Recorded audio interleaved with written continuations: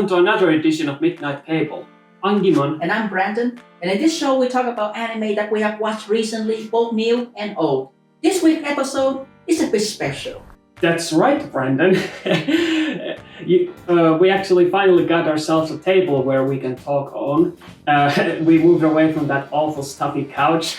This looks much more appealing, which is actually just fine because today we have a special guest. His name is Artturi Kivelä. Some of you may know he's actually responsible for some of the music in this show. So Artturi, why don't you tell us a little bit about yourself? Sure.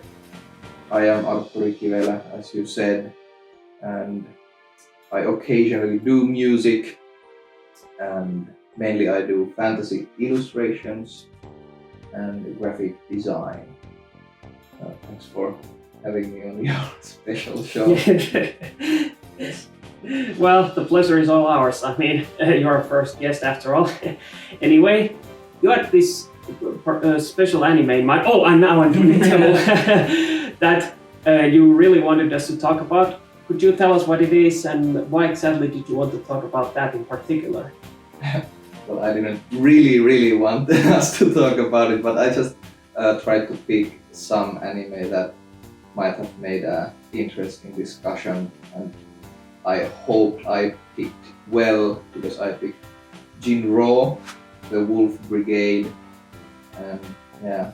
I'm hoping it'll be interesting. I don't know. Well, you don't have to worry about that. I mean, after all, after me and Brandon finished watching it, well, let's just say we were a bit split on how we feel. So I think there are varying opinions here. But I think first we need to explain what this anime is about, or rather, what the thing that surrounded it is, because that stuff is actually much more interesting. But I'm getting a little bit ahead of myself. But let's begin.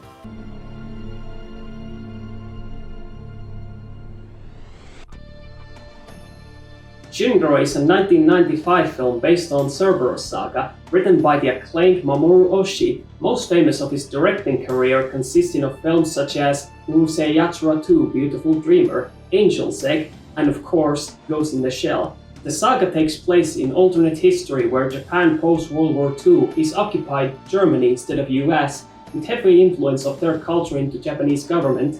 The latter itself consists of 3 police military organizations: Shutoke, Self-Police, and JSDF. The common event in the story is the conflict between protesters/terrorists and the government, which itself also has internal power struggle between the 3 mentioned organizations. Shutoke's Special Armed Garrison is the main focus in these various stories set in this universe. Their special body armor is the most iconic symbol of the franchise. As for Jin-Roh film itself, the story focuses on Kazuki, a member of the Cerberus Panzer Corps, aka counter-terrorism unit, who during a mission to locate members of the sect, the anti-government organization, fails to shoot a young woman cloaked in red who detonates a bomb she is carrying in front of him. He survives, but he is sent back to re-evaluation and further training back to the academy. Feeling conflicted about his own humanity, he spots a young girl while visiting the girl's ashes, who claims to be her older sister, and the two form an arch friendship. During the story, while Fuse is haunted by the events related to the dead girl, he is also slowly wrapped into a conspiracy within the government itself, which will eventually force him to make a decision that would determine his humanity or just being a mere beast in human guise. So, Artturi, what did you think of Jin-Roh the Wolf Brigade? Well, the film doesn't really require a lot of thinking, in my opinion, but it's kind of interesting because I've seen this now 3 times. I saw it once when I was a small kid, and oh boy did I think it was cool. Because, you know, the visuals and that sort of thing. And then I saw it later as, let's say a couple of years ago when we watched it with a couple of my friends, and I had this image in my mind that the film was like profound, because it was so cool, and it felt to me when I was a kid that it was so like deep, and I wanted to share this with my now adult friends, and that was a mistake because, like, as we went on, beginning part is great, but as it went on, it became clear to first me and then to my friends that no, this doesn't really have too much substance in the story department, and it's not profound in the way that I thought it was. I'm conflicted, let's say. But on the third viewing, now that I watched it yesterday, the day before we shoot, I don't hate it that much, partly because I know when to shut off my brain. I accept your hypothesis. Yeah, because now I know when the story in quotations, when it's just like metaphor after metaphor and it goes nowhere, and then I just know when to shut off my brain and browse my phone or something, and then I just focus on the the practical surface level story and the action that there is in the story. There's not much, but the action that there is pretty good. Well, this is a bit of an anomaly when it comes to an anime story. I mean, and actually, if I were to sum up how I feel about this anime, it's like, you know how first there is, hate, then dislike, then don't care, then like, and then love. Well, I'm kinda in between don't care and like, and I was actually thought about it yesterday. How exactly could I put it into words? That, I mean, it's not that I don't care about it, but it's also that I don't like it. I guess if I were to put it into words, it's like I wanted to like it. I wanted to like it. I mean, I don't want to not care about it, but at the same time, I'm incapable of, actually liking it to the full extent. I mean, considering the anime that we have covered in this show so far, this anime reminds of a different time, when it's sort of a different era where animation was different, not just the music, but also the visuals, the backgrounds, the character designs. It's something that doesn't just exist today, and it's like you said at the beginning of the movie, like I was in it and kind of wrapped into this world, but it kind of slowly started to lose its magic once I realized that most of this movie is just, metaphor, a lot of dialogue. Yeah, that's the feeling I had also. It's just like, metaphor after metaphor, and that maybe wouldn't be so bad if the metaphor wouldn't be the same all the time, because it circles around this, the Red Riding Hood, like the children's tale, and the kind of the morals that story has, but it's really not that similar to the story either, like to the Red Riding Hood story, because in this movie it's more about just, are you a beast or are you a man? Yeah. And it's just completely constantly brooding over the fact that he's a wolf and he can't. I don't know how spoilery we want to be here. We don't care. This is a movie. I think many people are already seen this, so you're free to say as much as you want. Besides, we're getting more detail into the story section. Yeah, but just in case, we'll be put it here. Spoiler alert for the rest of the video. Yeah.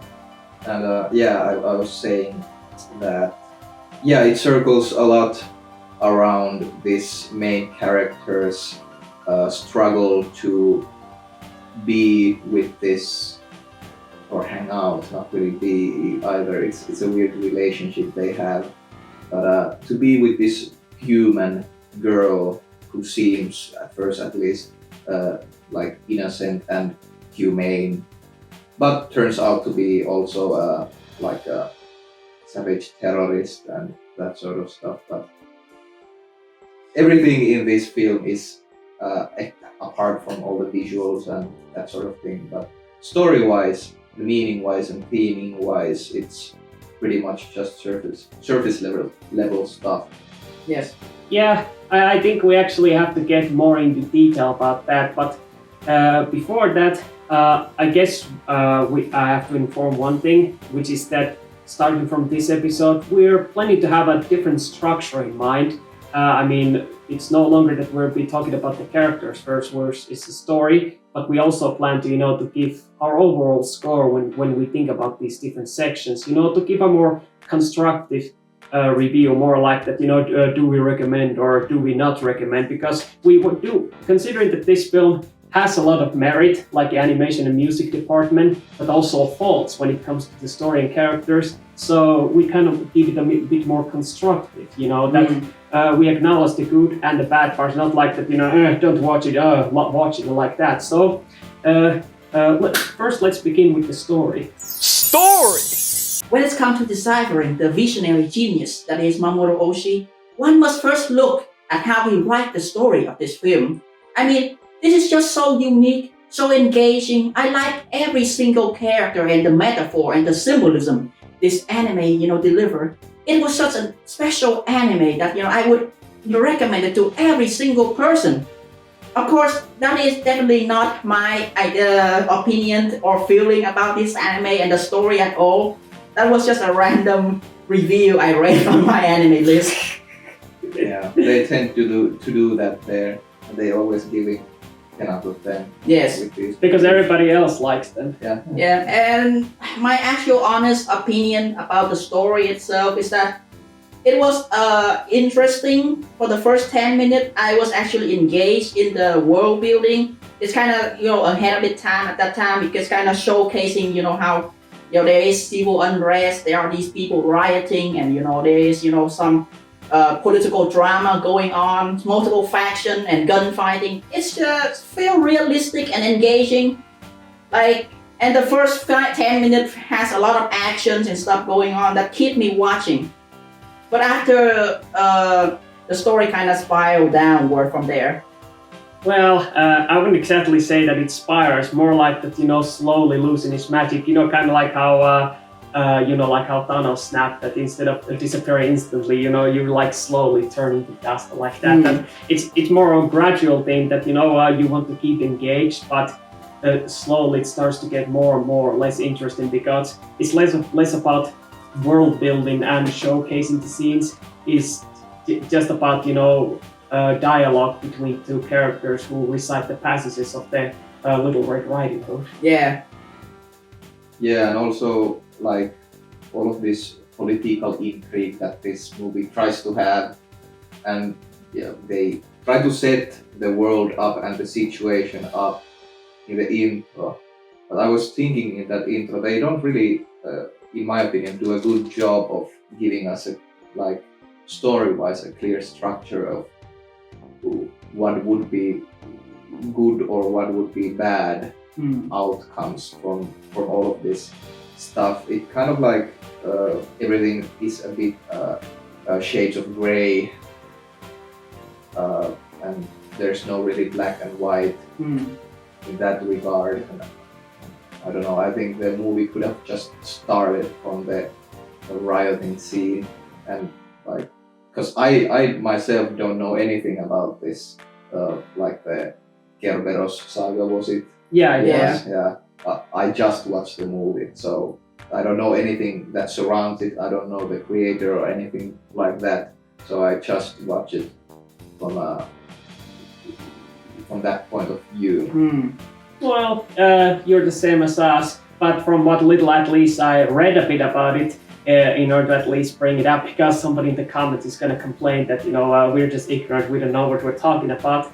But from what I understand, while Mamoru Oshii wrote this movie but didn't direct it, he did direct the 2 previous live-action movies, and from what I understand, they take place after this. That that this is like a prequel, and how the previous movie was a prequel to the first movie, and the first movie is like at the end, But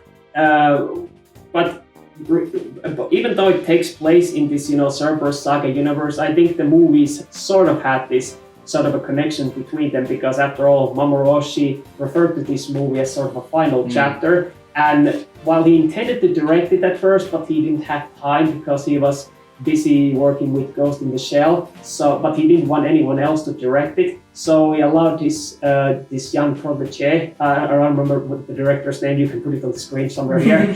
And how he allowed him to handle it, but he did write the screenplay. So he sort of had this clear idea. So I guess in that sense, even if you haven't read the manga or any kind of literature work related to the Cerberus saga, I guess by watching those two previous movies, it makes a bit more sense, like world building. But just watching this movie on its own, you're just gonna get disappointed because you don't understand anything. Yeah, because the political stuff also remained kind of surface level. So I at least didn't have like a concrete thought of, okay, what would be bad if this happened? Yeah. Why is it bad that, for example, the this is central? The special unit. Yeah. Was shut down. Yeah. Why was that a threat? And what was that?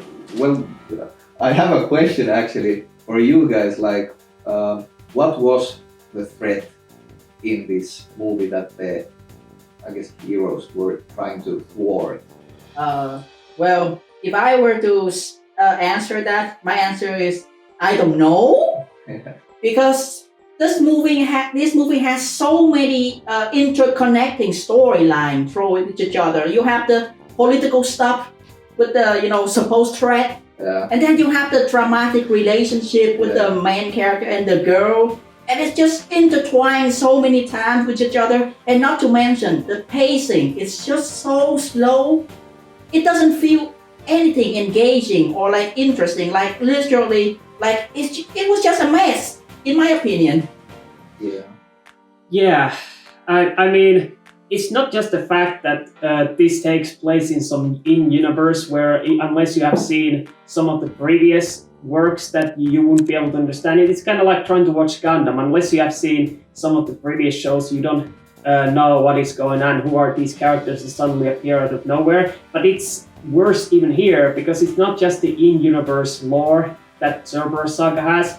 It takes place in the alternate history, but it also references the state of Japan that it had post-war, because unless you're a history buff or anything like that, you understand Japanese history, and also Cerberus Saga, this story is like one of those that you have to look through both the history introspective lens, but also look at it through a metaphor, that what exactly is the human condition, what is the nature of war, and the power structures are like that, and that's the service level thing that I'm saying, but you do need to have a good narrative like that this I don't really know the answer to that. Does this movie work if you watch the other stuff first and then watch it? But I can at least say this: it doesn't work as a standalone. No. Yeah, you can't just watch this, on its own without just going blind. You would just be confused. I was also very confused because of the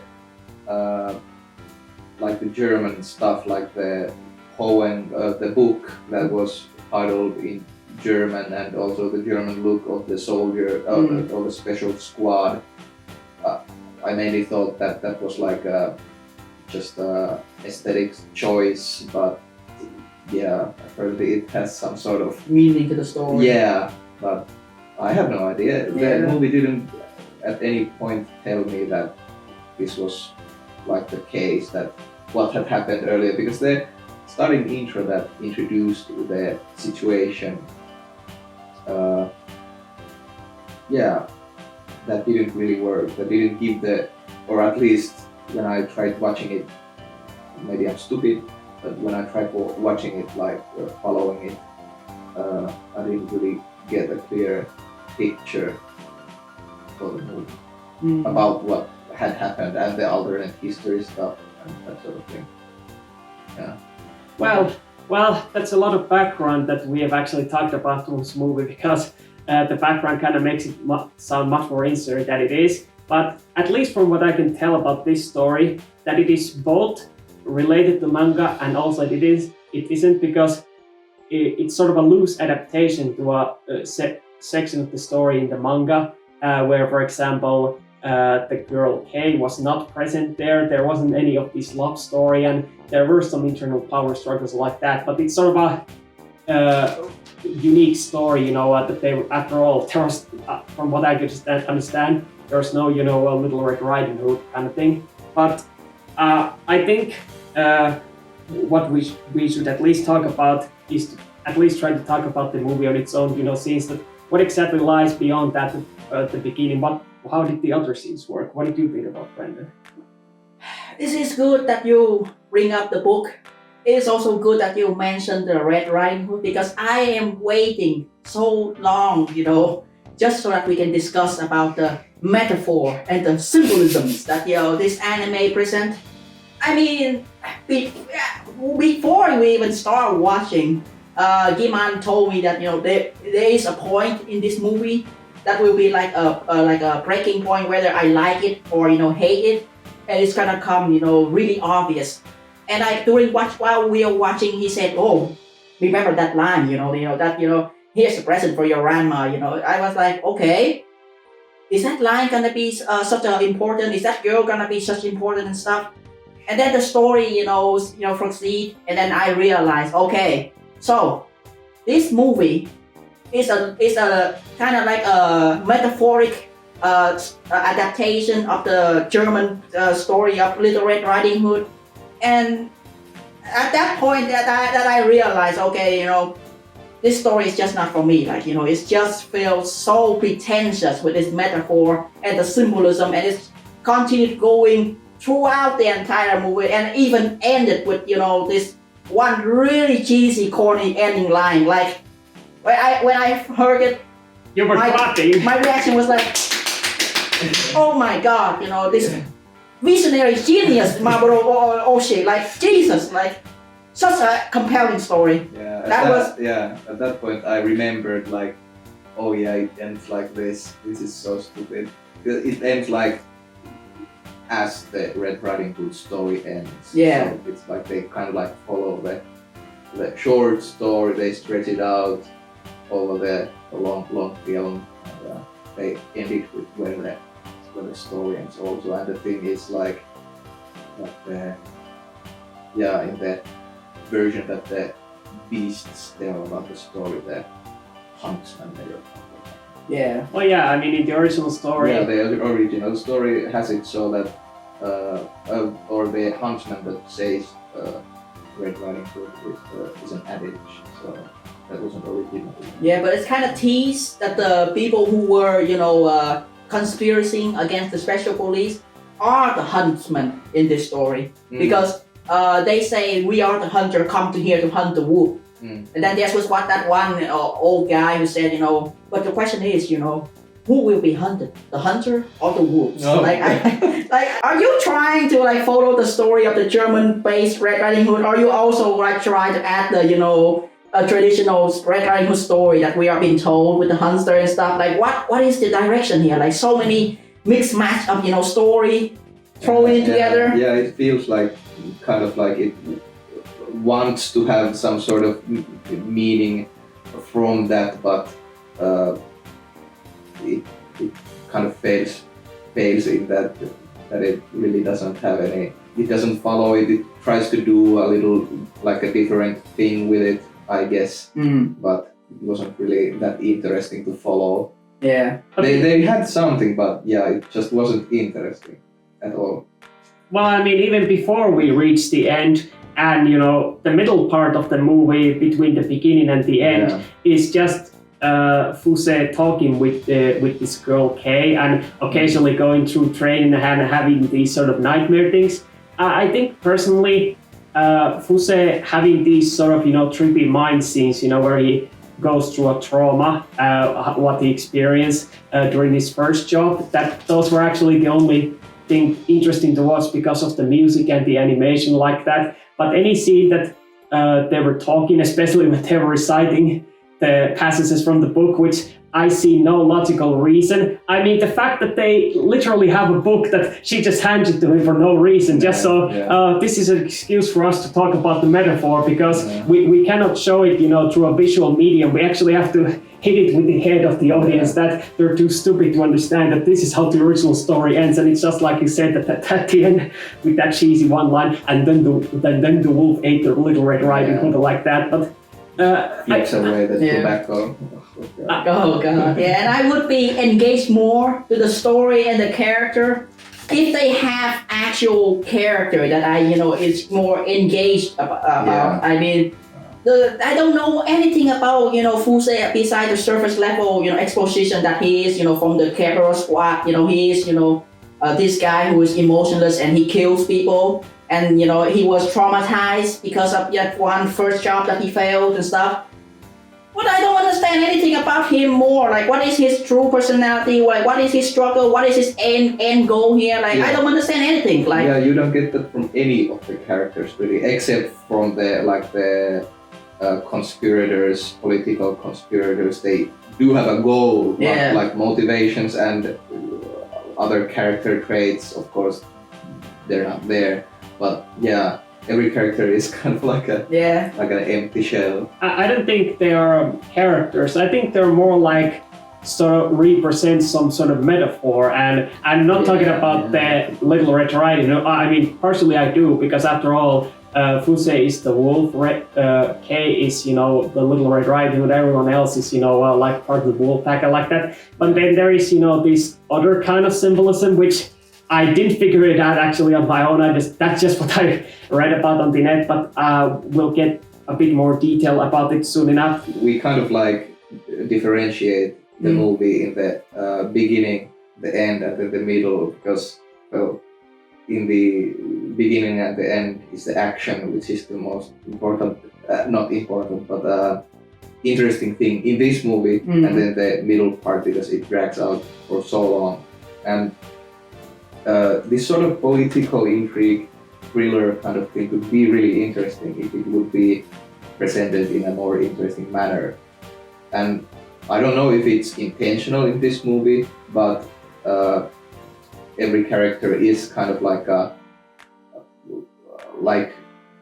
boring human being who isn't really like a movie character with an arc or anything like that. But it kind of, I don't know if it is, but it kind of reminds me of like a slice of life in a way that there isn't, and I don't know about the genre at all, I don't watch that kind of stuff, but the idea would be that it's just a slice of these people's like life, but it is not meant to have any sort of like a traditional story arc or something like that. That I guess that sort of approach to characters and to the story could be interesting, but at least for me it is not. But the political stuff, it was pretty, although it was surface level that too, it was still hard to follow, because there wasn't for me, I don't know, again, I think maybe I'm stupid, but for me at least there wasn't clear indications of what everybody's goals were and who was trying to do what, and then there were these switcheroos that some guy or some people tricked Fuse, and then Fuse was the one tricking them, and it's a kind of fatiguing storytelling in my opinion. Yeah, I agree. It doesn't help with that the whole pacing is just completely out of order, and it just felt so weird, indulging in its symbolism, that it lost the message that it's trying to get across. Like, I have a feeling that this isn't an anime, this is like an art piece. Yeah, it feels like that, yeah. But this kind of made me, there is one thing that made me kind of realize about this, but first of all, when it comes to your point about that how that political talk only surface level but isn't interesting enough and it's confusing, I think part of the problem is that considering the effort of the animation and with the symbolism and some of the visual scenes and nightmare scenes, you'd think that they would use the visuals to make it a bit more easier to understand, what the conflict is. Because I've seen these types of political sort of conflicts, that they don't just tell with dialogue, they also showcase, with some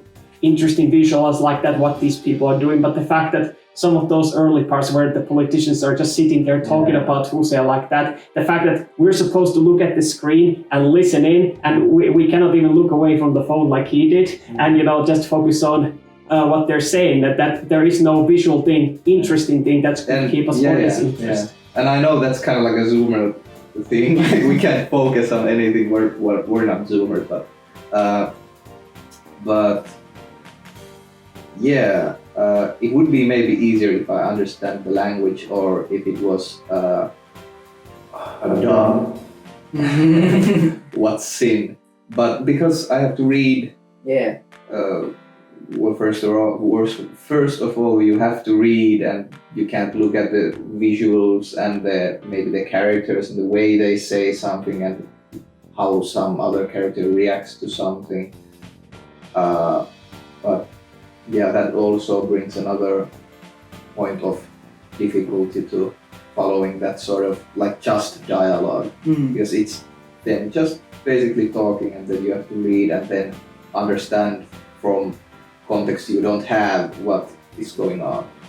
And of course maybe you're not supposed to have the context in that point, but all of that stuff of course was important story stuff. Yeah. Yeah, I mean, from what I've heard, this anime does have a rather decent English dub with some experienced cast, even though it is a bit low key. Yeah. But I guess it would help in some way to focus that you don't have to look at the screen, that this is one of those anime that unless you're a native Japanese speaker, you do have to watch it in English so that your attention isn't taken away too much. After all, there's so much information that is packed in these texts, and it's hard to follow. Yeah. But I would argue with you that even if you listen to it in English, the stuff that is told here is not that engaging. Like you don't want to learn more. Like there is no incentive for you to learn. It's reminded me of Star Wars Episode 1 politic talks. Oh yeah, that's true. It's just like, constant information dumped to you. Here, we're gonna do this, we're gonna do that, Trade Federation, something like that. So in this case, here, do this, do that, special police, local police, clash with each other. Like, even if you are to understand the story on a surface level, even if you are to listen to it in English stuff, I mean, there's not much incentive for you to try to learn more about the story or be engaged. Yeah, that's a good point, because of course you want the in this case listener, but the watcher who watches the movie to have some sort of want to learn about it. This just felt like, okay, this is just political intrigue for political intrigue's sake, and you didn't really have anyone to you would root for. Yeah. But not like a hero. You would be interested in how these things these people discuss be affected. But considering that we have been talking about that how we hate the middle part, but we at least find the beginning and the end interesting. And do you think? Here's a question: do you guys think that this movie would work much better if it was like a short film with less political dialogue, and they only included the beginning and the end and make the middle really short, that it's sort of a short story set in that universe instead of this really dragged on love story that it just showcases soldiers on the job and then going through a trauma, but instead of just explaining about a metaphor like that, it's sort of a journey like that, to make the story just a short film set in this universe. Yeah, I think that would work really well. And even if it was shorter and maybe kind of change it a little bit, so that I think for me at least, the kind of, what would you call it, the trauma, post traumatic disorder that this main character seems to have, that would be a little bit more in the forefront. It's a bit easier for people to maybe catch on than that sort of like a very, or at least tangly web of political intrigue.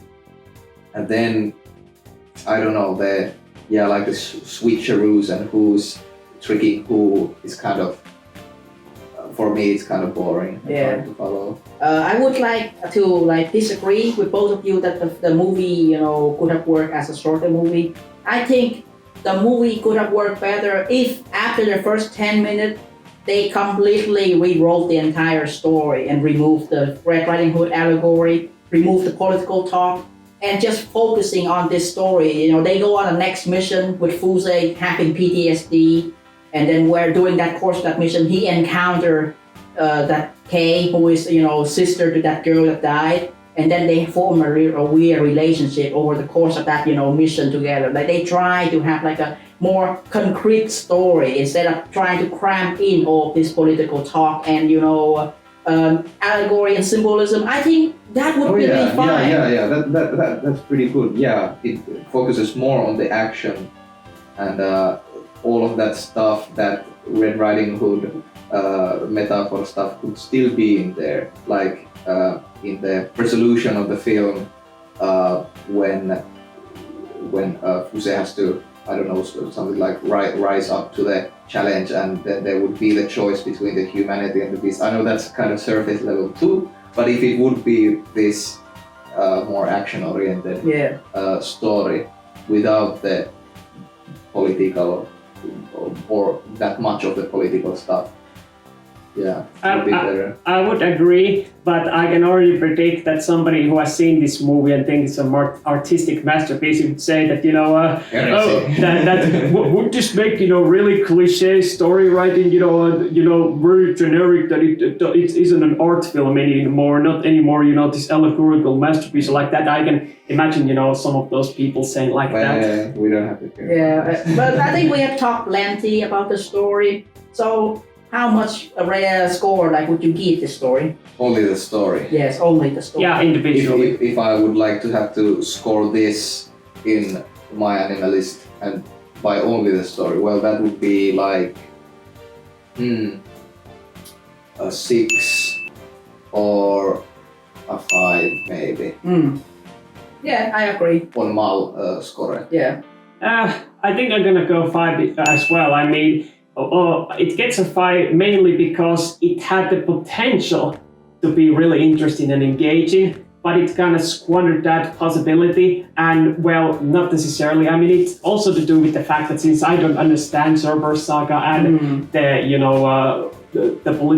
whole history with Japan in the 1950s and everything, my lack of understanding and also the movie's lack of clear narrative, instead of focusing on the Red Riding Hood dialogue instead of, explaining more about the world. It had potential, but I just can't bring myself to like it. I mean, as much as I joke about Mamoru Oshii being visionary genius, director and writer, I do have respect for him when it comes to writing, and mostly because he write and directed one of the best anime I've seen, Ghost in the Shell. Yeah. So I know his capability of story writing. I know it's to be good.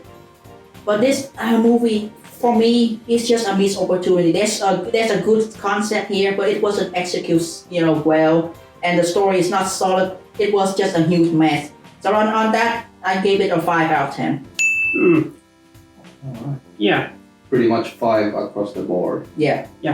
Characters!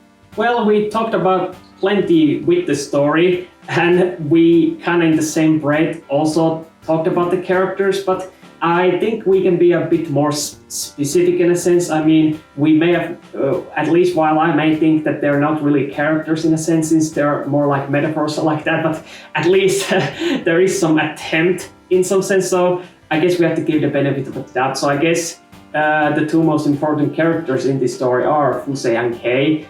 Fuse, like we mentioned, is part of this Cerberus Panzer Corps, where during one of his missions he kind of suffers a breakdown, and then rest of the movie is about him, where exactly does he want to belong anywhere. I think some of the dialogue that he has with Kay, when Kay asked him that, why exactly did you join the special unit? And he said that, I kind of wanted to find a place to belong, and that kind of does tie into the theme of the wolf, Wolf pack. Yeah, the wolf pack, and how he's like this member of the pack, and but is he a lone wolf or something like that?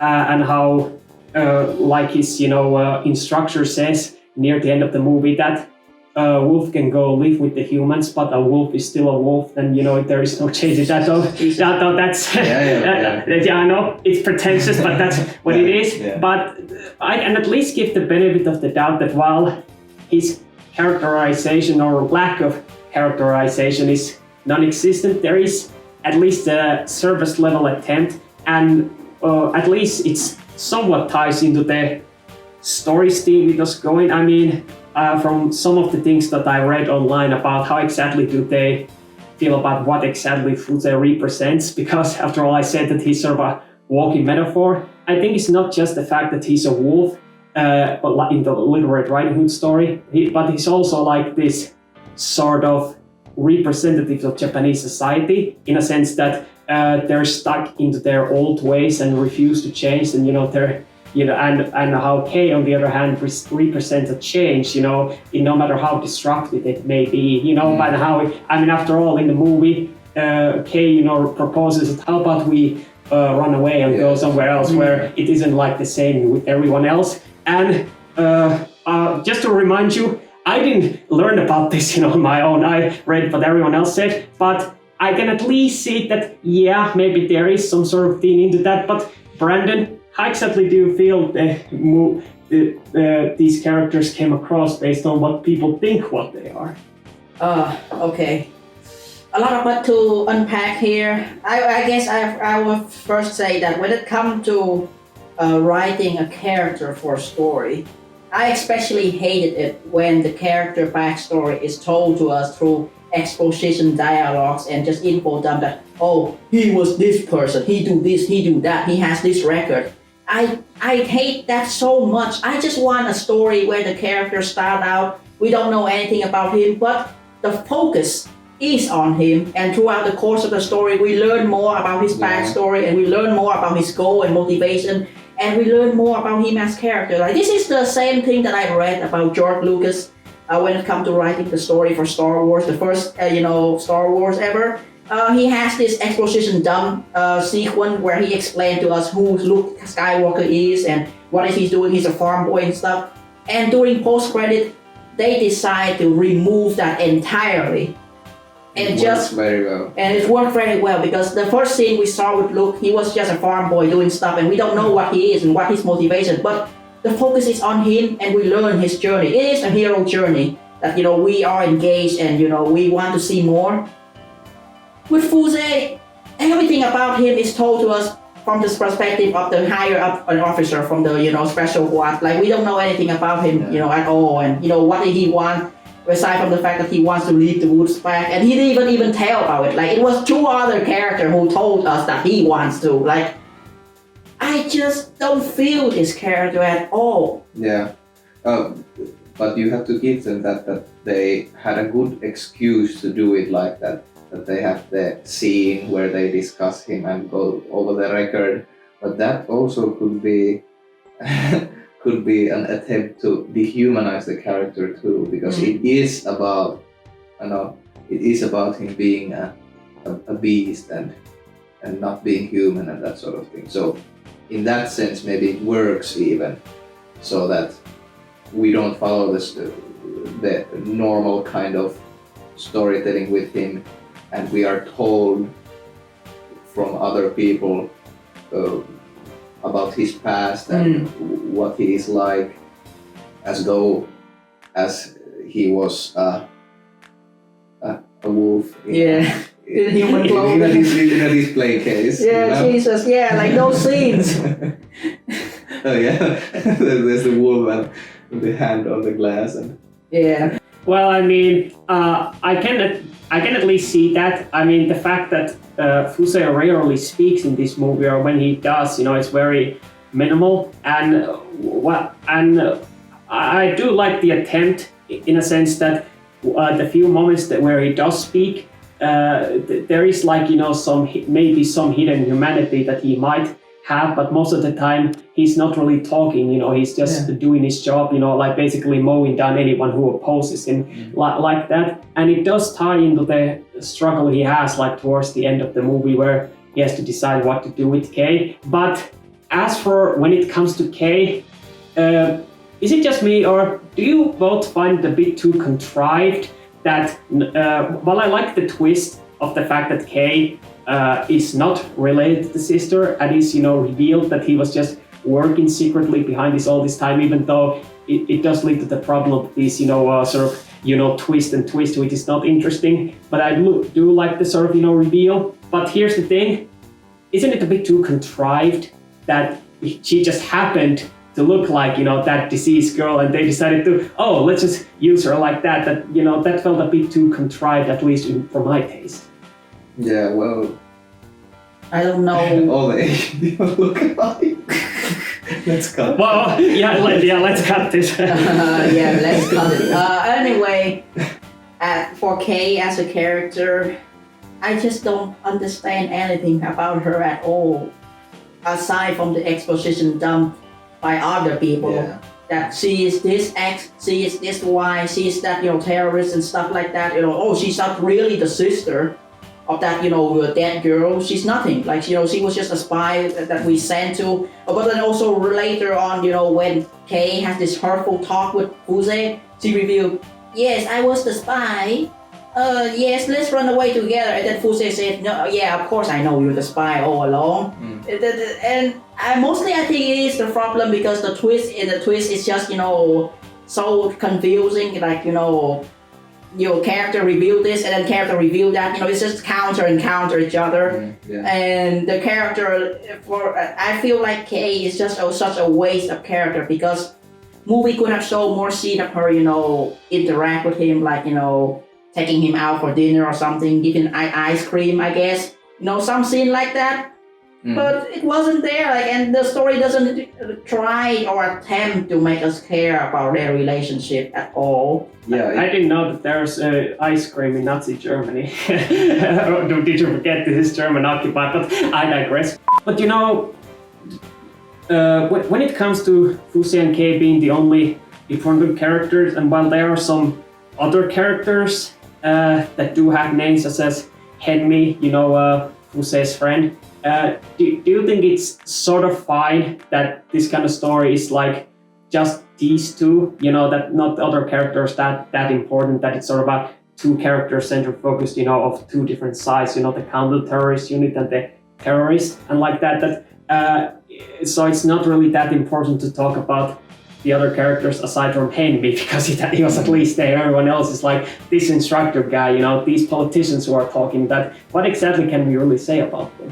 Yeah, well, supporting characters, so not much. Yeah. But for the two main characters, and I previously talked about like the movie having or not having like a clear goal, or like what we wanted the main characters to achieve.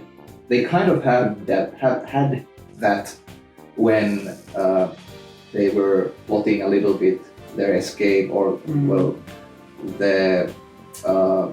wasn't Fuse who brought it up first. It was the girl, yeah. Yeah. And well, at that point, Fuse did like shoot her down, but because didn't he know at that point that she was there? Yeah, like I said, she was trying to say, yeah, Fuse, I'm the spy, and let's run away together. And then Fuse just told her that, I know everything all along, so just follow me to the sewer where you can watch me kill all these unimportant characters, and then follow me to this field where I can kill you later. So that's just how the story progressed with her. Yeah, but there was still this a little bit of hope there that the goal would be that they would like escape that situation. But and that was more of their like journey that we focused on, but yeah, the result of course was that they didn't Yeah, escape. I mean, there was this, scene, that before they even go to the sewers, I mean, that scene of, her revealing that she's a spy and, how he knew all along. That was like in the museum. But when they're at the rooftop that they used to talk to all the time, and we suggested that they should run away like that, Fuse doesn't really say no. He said more like that, I have something to do. And just go to the sewer. But the thing about that I have something to do, like he says it in a way like it is his duty like that, because like I said earlier that he wants to be like this member of the pack, like that he has this sort of a duty as part of the wolf pack.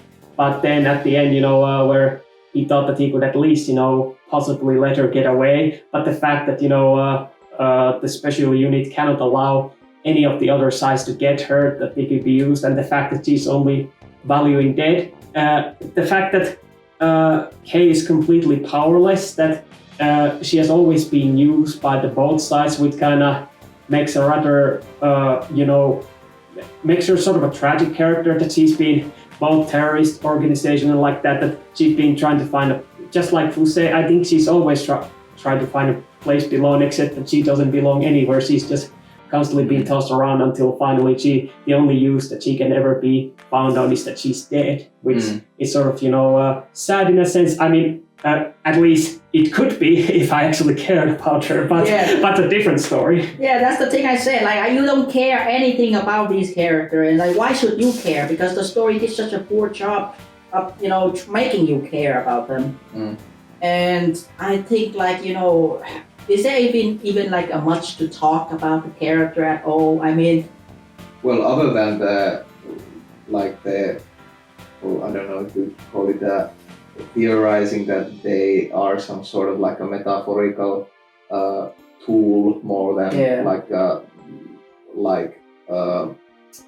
characters in a normal sense, then not much. Yeah. But I mean, everybody just have their own interpretations like that, but I guess since, we are not so, like Brandon has said previously, these internet animator critics, who analyze things in a closer detail, that we just look at the way it is and how it makes us feel.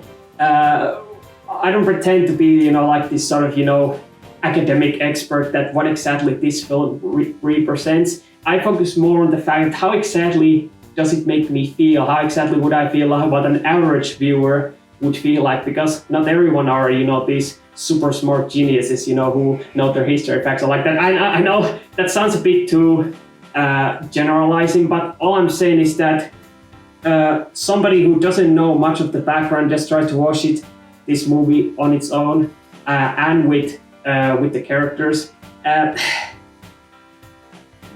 There's nothing for me, that I cannot get invested since I don't know anything about this or what exactly the writers and the directors' goals are. So in that sense, I think the characters themselves I would rate them as 5 because they had potential, and maybe if I could understand better, they could have been a bit higher.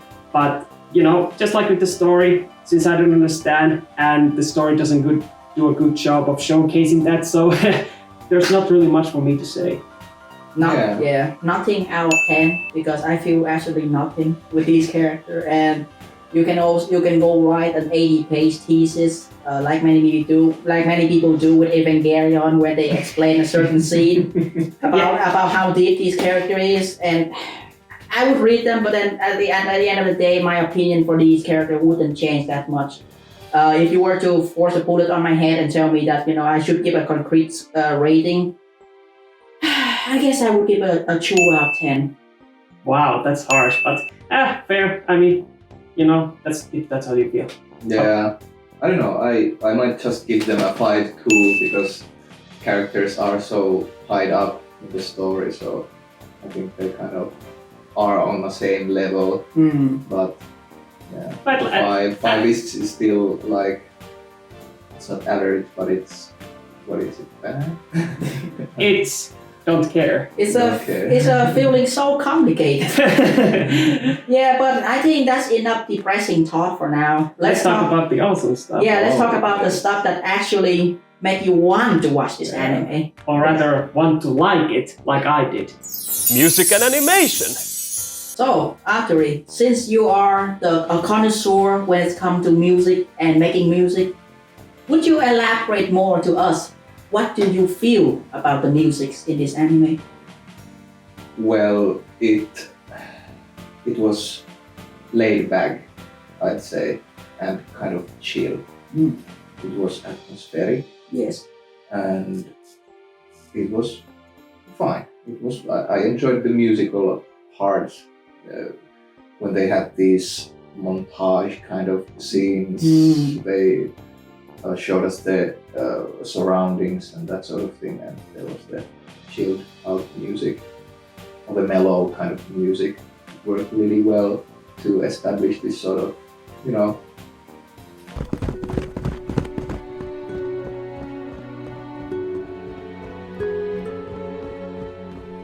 feel. Hmm. The movie does have a certain type of feeling, so it did a good job with that, in my opinion.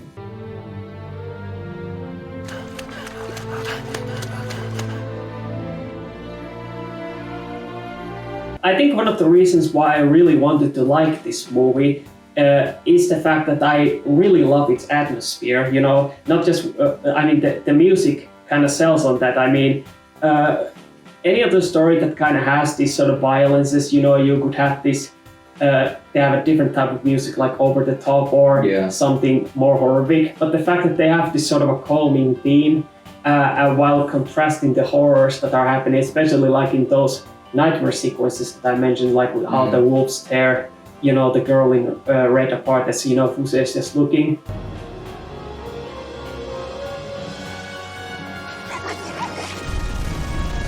But I think the thing that is even more impressive, it's not just the music, it's also the sound design, because when you look at the anime today, they have these sort of stock sound that they use all the time, you know, that they use in Dragon Ball, like that you can recognize, hey, that's from Dragon Ball, hey, that's from there. Yeah. But the fact that they use these realistic sound effects, you know, like the explosions, locking the gun, walking on the floor, opening the door, and, you know, firing the gun, you know, and it kind of adds further to the atmosphere, and it kind of mixed perfectly with the music itself. Yeah. Yeah, it felt like, for me at least, it felt like an actual live action. I'm actually watching a live action movie Yeah. with the how sound design and everything just sounds. It just feels so good. Yeah. Especially the machine gun sounds that the special squad, they carry the machine guns, Yeah. and when they shoot, like the sound that they make, it's not like a traditional gun sound. It sounds more like you know, these weed whackers. Yeah. Not the high pitched, Mm. but the kind of low end of a weed whacker, how it just mows down. Mm. And I don't know if that's what they were going for, but like really visceral, kind of like. Yeah.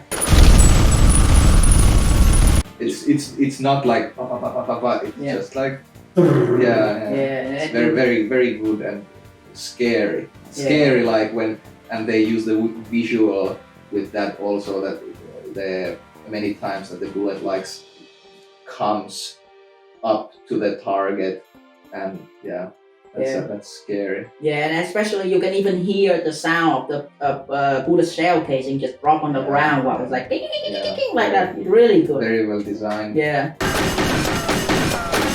And also coming back to that nightmare sequence, how he's, you know, in these mountains, you know, in metaphorically, you know, with this wind howling, and, you know, and Wolves, yeah. but also the cold weather and like that, and, you know, the sound of water as, you know, they're walking there, but also the flesh being ripped apart.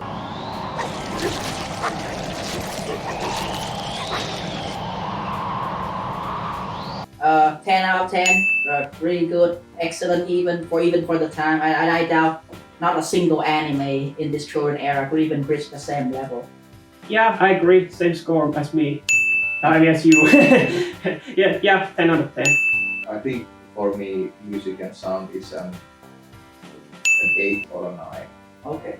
So guys, what did you think about the animation?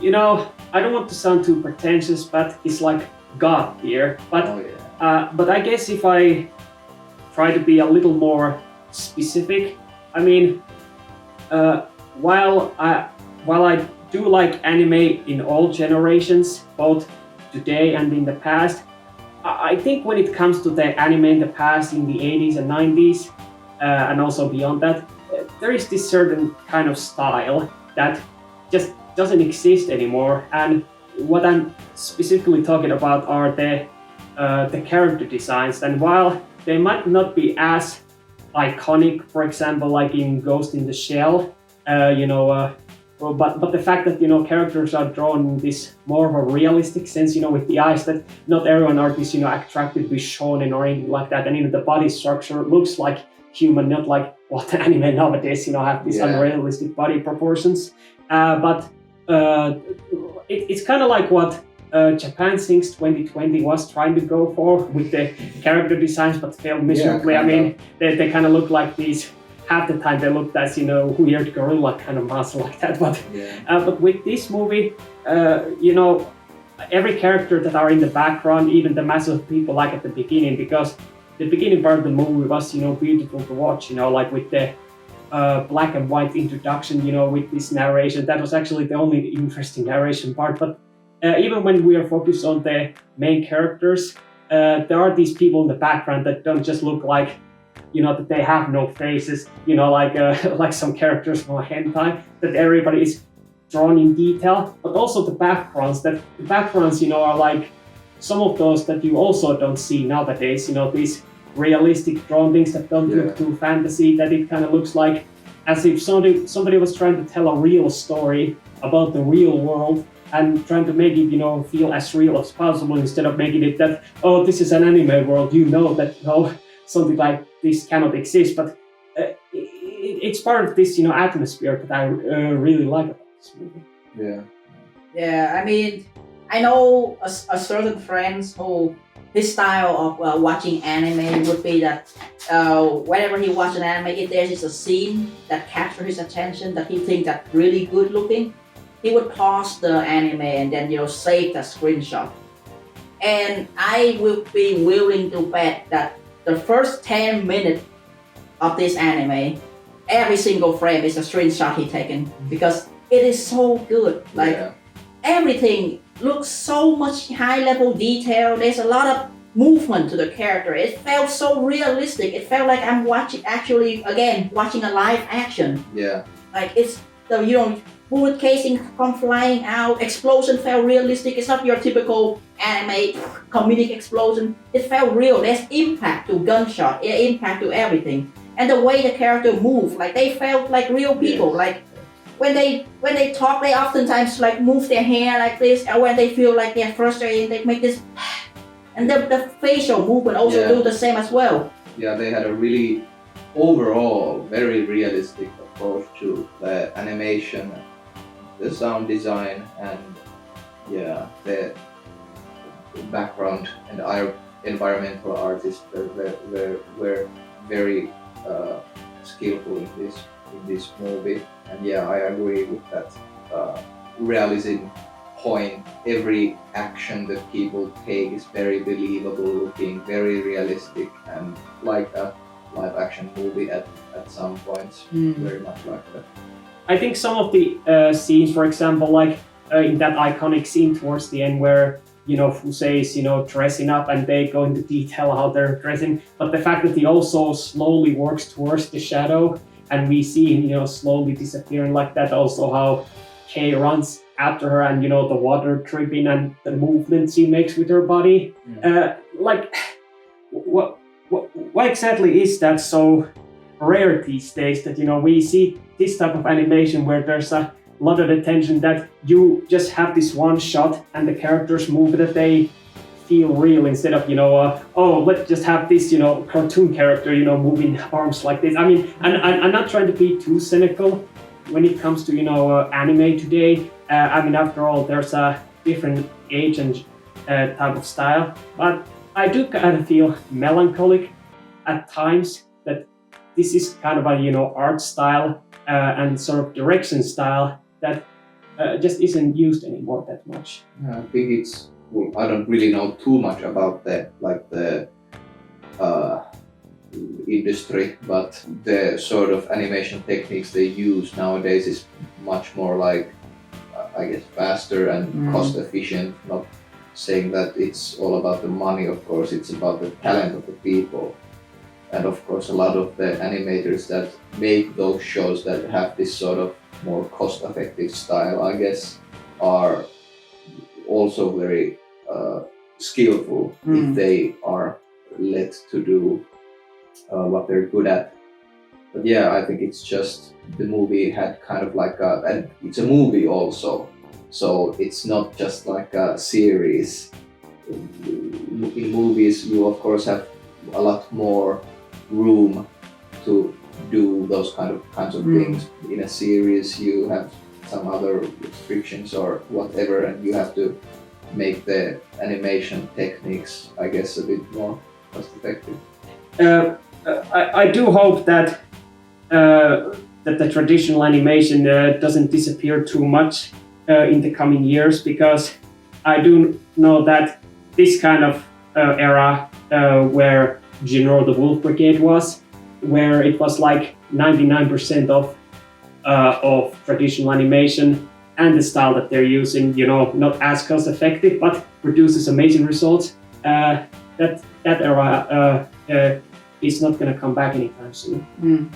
10 out of 10, really good visuals and animation. No, there's no doubt in my mind that there's anything else that can top this. What about you, Artturi? Yeah, 9 out of 10. Very good visuals and animation. And like it's no wonder I liked the movie so much that I did when I was a kid. Like the designs of the special unit soldiers alone were very impactful and very just cool. Yeah. And I just want to mention the scene where Fuse is building his gun. Yeah. And that sort of mechanical designs and animation that this movie also had was very excellent, and yeah, all of that stuff is very 10 or 9 for me. Yeah, I think it's an easy 10 for me, just for the fact that, like I mentioned many times, that this is the kind of animation style and visuals that we don't see nowadays much anymore, if almost non-existent. But I think it's the fact that this movie at least attended with its visuals and animations to feel as real as it possibly could, considering it does mix some historical background with its own narrative with the alternate history. And I think while the story may not have accomplished that very well, I think the animation itself achieved that goal masterfully. Yeah. Conclusion. Well, it's time for our conclusion, our final scores. So, Artturi, what would your final thoughts and score would be to Jin-Roh the Wolf Brigade? Final score, I wouldn't go with an average of what we were discussing here. Maybe that would work too, but maybe my final score would be 6 or 7. I'd say maybe on the third watch through, when I was able to tune out anything that didn't have substance, I would put it maybe on even 7. Okay. When I could just focus on the good things, I would raise it up to 7. Because there is potential in this movie, but the story and the lack of story and the lack of real characters really cools it down. But yeah, 7 for me.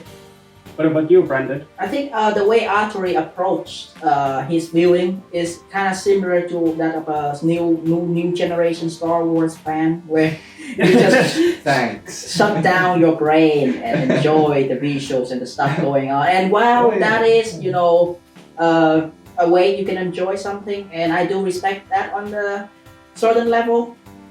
I feel like for me, when it comes to an anime, a story is always the most important thing when it comes to enjoying. Because I am watching an anime or a movie because I want to, enjoy the story. I want to get engaged into a character. I want to feel like I'm not wasting my time watching this. And while I do agree, animation and music is so mind-blowing, it's so good. But if I were to just use that as an excuse to boost the score up, I would say that I could rather be watching other show that also has, the same style of visuals, but at the same time, way better story. So in that regard, I am a bit more critical. So I would give this a 6 out of 10.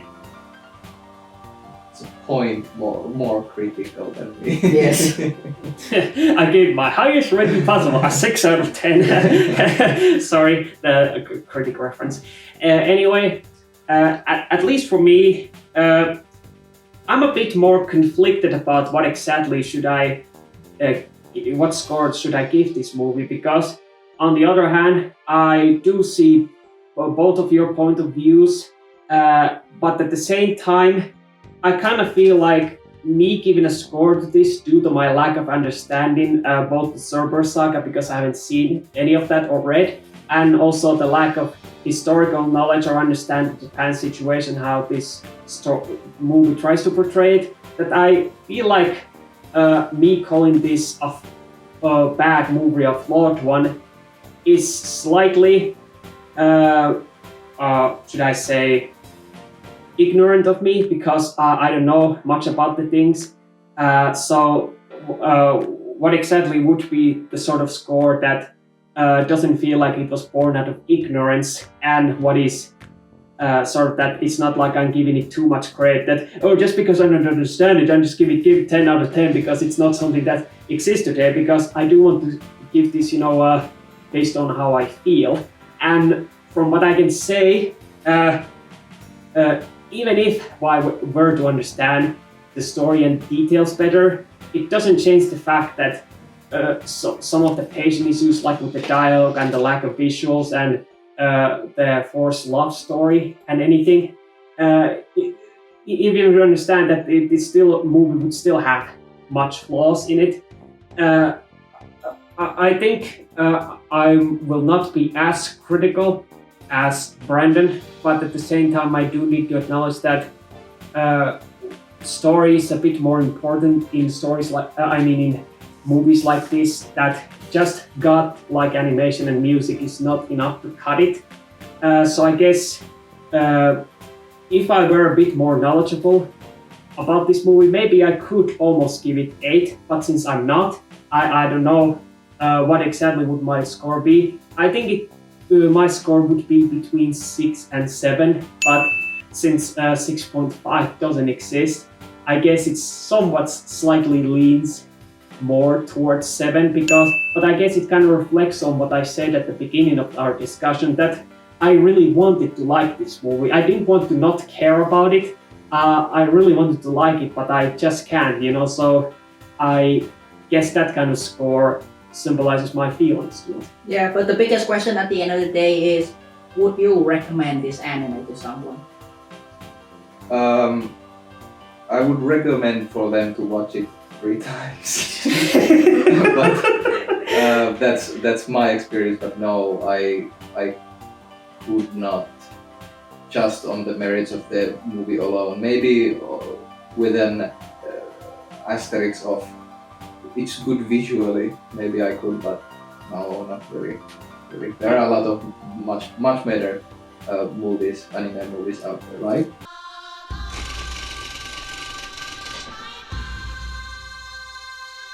Well, I also can't really recommend this, especially to someone who doesn't know anything about Cerberus Saga or hasn't seen it before. I mean, I guess if you're a Cerberus Saga fan and for some reason you have not yet watched this movie, which I don't know how you could have not, But I mean, if you are interested about these political kind of thrillers and like that, maybe you should at least give the Cerberus saga itself maybe a read and watch some other stuff before you decide whether this is your thing and you want to watch, because after all, you don't exactly want to come us as being pretentious by going into this movie that, oh, I didn't understand half of it, but since everybody else likes it, then it has good animation, 10 out of 10, you know, so that you could at least have a genuine opinion about it, which we all have been struggling during this since we don't know anything about it. So in that sense, for a new time watcher, yeah, I couldn't possibly recommend it unless they get more into Cerberus Saga. I mean, this is a product of its time, and this is something that I believe should be watched at least once in your lifetime. Like, you shouldn't completely miss out on it. But at the same time, there are so many flaws to be found here, and there's just so many things that make the movies that not enjoyable to watch. I would say that I kind of recommend, but at the same time not. I would recommend watching it just because for the sake of, seeing something that, you cannot even see again in this day and age. Yeah. And you enjoy the animation, you enjoy the music and the effort people put into making it. But you just need to have really low expectations, shut down your brain and try not to think so much about the story or be really critical about the metaphors and the symbolism that's up here. And then maybe just like Artturi said, after the third watching, it suddenly became an enjoyable movie. But you don't want to be in the position where you watch this probably 3 times, I don't think. But and then I think that's pretty much conclude what we want to say about this anime. And you can choose to either watch it or not. It's based on your own merit. But yeah, thanks Artturi for being a part of the show. We really appreciate you coming, and we really hope that we have more opportunity like this in the future with you again. Sure, thanks for inviting me. Yeah, thanks for doing the music on our show. I appreciate your contributing support for our show. And on that note, we're gonna end this episode here. We all hope that you have a pleasant day. Try to watch some anime, and we'll see you next time on the next edition of The Midnight Cable.